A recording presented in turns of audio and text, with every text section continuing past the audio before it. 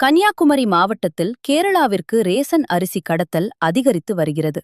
இன்று நாகர்கோவில் அருகே கோணம் பகுதியில் பறக்கும் படை மற்றும் தனி தாசில்தார் அதிகாரிகள் வாகன சோதனை நடத்தினார்கள். அப்போது கேரளா பதிவு எண் கொண்ட சொகுசு காரை சோதனைக்கு நிற்காமல் ஓட்ட முயன்றது.